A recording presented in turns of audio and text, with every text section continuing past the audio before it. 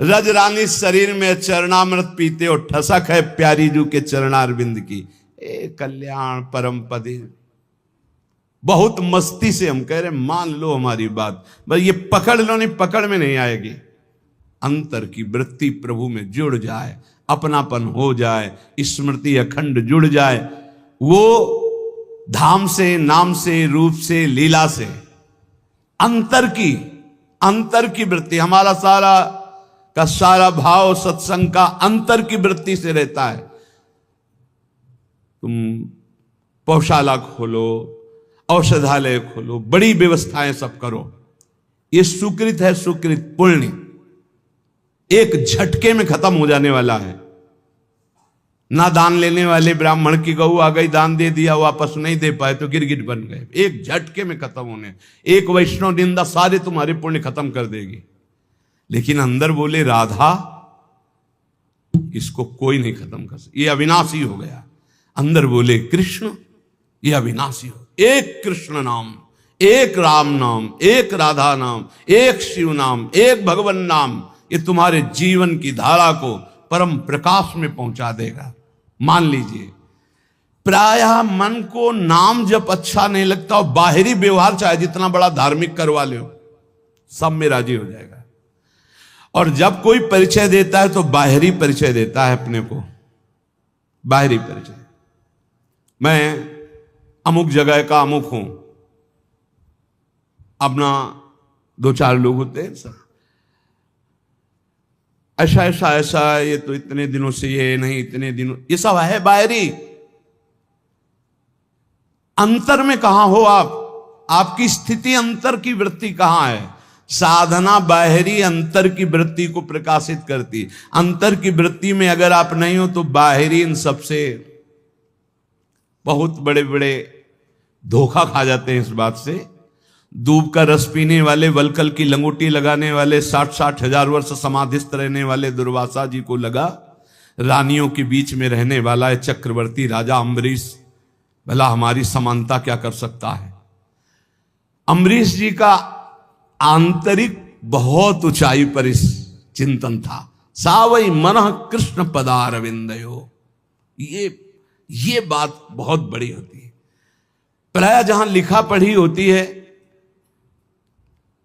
या बताया जाता है, वो सब बाहरी बातें बताई जाती है। ये कोई बता ही नहीं सकता कि रात्रि में बैठ जाते हैं और 8-8 घंटे केवल रोते रहते हैं, क्योंकि वहां कोई देखने वाला नहीं होगा और रोने वाला बता ही नहीं सकता है। और इसी से भगवत प्रेम से ही सब स्थितियां जागृत होती, सब दिव्यताएं होती। ये बाहरी दिखावे में मत, बाहरी ये कुछ बोल, तुमसे पूछा जाए तुम कौन हो तो बोलने की हिम्मत न रह जाए, यही उत्तर है तुम्हारा।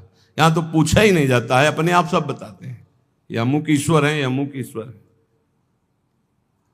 लगते हैं ईश्वर, लगते हैं सीधे ईश्वर लगते हैं। दास बनना तो बहुत बड़ी बात है। दास तो कोई महापुरुष ही बोलता है, नहीं सब ईश्वर ही बोलते हैं अपने को। ईश्वर से नीचे कोई नहीं बोलता है। ये वात्सल्य दास को प्राप्त होता है। ध्यान रखना, जहां हम कह रहे हैं कि भगवत प्राप्ति निश्चित है, वहां इस बात की दासता से नाम में, रूप में, लीला में, धाम में आश्रित हैं। अपना कोई बल नहीं, अपने सबसे छोटे तो बहुत बड़े पद में पहुंच जाओगे। महाप्रभु चैतन्य देव जी कहे तृणादपि सुनी चेन, भला इसका कोई परिचय देगा कहीं जाके? मैं बहुत नीच अधम हूं, ऐसा परिचय कोई थोड़ी देता नहीं। मैं अमुक अमुक अमुक हूं। और आचार्य महापुरुष जन कह रहे हैं कि ऊंचाई पर कौन चढ़ता है? बोले तृणादपि सुनीचेन, सुनीचेन तरोरियु सहिष्णुना अमानिना मानदेन कीर्तनीया सदा हरि। सही मार्ग में चलने पर भगवान की कृपा स्वयं बरसती है। हमने बाहरी ये किया, बाहरी ये किया, बाहरी ये किया, तो उसका फल आना चाहिए कि हमने किया ये भूल जाए और प्रभु की याद में खो जाए। सब साधन कर यह फल सुंदर, प्रभु पद पंकज प्रीति निरंतर। कुछ न करो, चाहे कभी एक चुल्लू जल न चढ़ाओ, कभी एक फूल न चढ़ाओ, कुछ न करो तुम, बस अंदर से राधा राधा राधा। सब हो गया, सब कर रहे हो, अंदर से विषय चिंतन चल रहा है, प्रभु अभी कोई फल नहीं मिला। अंदर से राधा राधा, अंदर से मैं लाडली जो आपका। ये बिल्कुल रोज की पढ़ाई है, केवल भगवत प्राप्ति के लिए। ये बैठा लीजिए।